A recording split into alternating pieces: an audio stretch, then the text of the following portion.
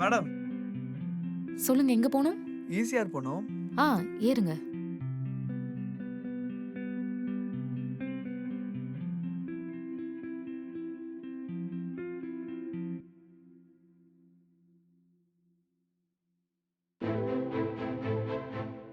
எவ்வளோ நாள் ஆட்டோ ஓட்டுறீங்க? 3 வருஷமா. பார்க்க சின்ன வயசா இருக்கீங்க. படிக்காம ஆட்டோ ஓட்டுறீங்க. படிச்சுட்டு தாங்க ஆட்டோ ஓட்டுறேன்.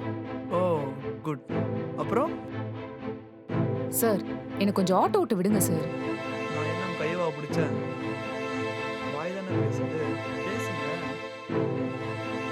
நம்ம வேணா ஒரு டேட் போலாமா? பாண்டிச்சேரியில் எனக்கு ஒரு இடம் இருக்கு. செலவெல்லாம் எந்த தான். உனக்கு செலவுக்கு வேணும்னா நான் காசு தரேன். ஐயோ டேய், இறங்குடா. இறங்க சொன்னேன். இறங்குடா.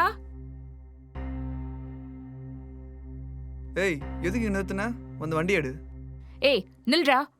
என்ன பார்த்தா உனக்கு எப்படி தெரியுது? இதெல்லாம் வேற யார்ட்ட வச்சுக்கோ. ஏய் வரலனா வரலன்னு சொல்லு. அதை விட்டு சீன் கிரியேட் பண்ணாத. இப்பெல்லாம் ஒரு பொண்ணுகிட்ட இப்படி கேட்கறது அவ்வளவு ஈஸியா போயிடுச்சா? உன்னை பார்த்தேன், பிடிச்சிருக்கு, டேட் போலாமா கூப்பிட்டேன். இது ஒன்றும் அவ்வளோ பெரிய விஷயம் இல்லையே. ஓ, இது அவ்வளவு பெரிய விஷயம் இல்லையா? இதுவே உன் தங்கச்சி கிட்ட யாராவது வா பாண்டி போலான்னு கூப்பிட்டா, மா டேட்டிங் போறதா ரொம்ப சர்வசாதாரண விஷயமா, போயிட்டு வாமான்னு வழி அனுப்பி வைப்பியா? இந்த ஜென்ரேஷன் பொண்ணு மாதிரியா பேசுற? இந்த ஜெனரேஷன் இவ்ளோ கேவலமா இருக்குனா, இந்த ஜெனரேஷன் பத்தி தெரிஞ்சுக்க வேண்டிய அவசியம் எனக்கு கிடையாது. நான் பார்த்த பொண்ணுங்கலாம் உன்ன மாதிரி இல்ல. ஒரு பையன் ரெடி பேசணும்னு தெரியல, ஆயா மாதிரி பேசிட்டு இருக்க. ஐயோ, நான் நினைச்சா இந்த காலத்து பொண்ணுங்க மாதிரி கிளப், பார்ட்டி, டேட்டிங்னு சுத்த முடியும். ஆனா அந்த பொண்ணுங்களை யாராச்சும் ஒருத்தவங்களால என்ன மாதிரி ஆட்டோ ஓட்ட முடியுமா? ஹேய், அவங்கலாம் உன்ன மாதிரி லோக்கல் இல்ல. அது எப்படிடா? பொறுப்பா இருந்தா லோக்கலு, இதுவே இஷ்டத்துக்கு ஊரை சுத்திட்டு இருந்தா அவங்க ஹை கிளாஸா? என்ன ஆயா மாதிரி பேசுறனா?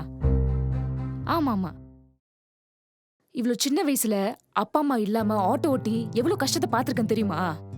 ஏய், நான் யாருன்னு தெரிஞ்சா இப்படி பேச மாட்டேன். யாரு நீ? இன்ஸ்டாகிராம்ல 100K ஃபாலோவர்ஸ் வச்சிருக்கேன். செலிபிரிட்டினா பார்த்து பேசு. போய் ஒரு பொண்ணுகிட்ட எப்படி பேசணும்னு முதல்ல கத்துக்கோ. அப்படி தெரியலனா உங்க அம்மாட்ட போய் கேளு. தல்றா.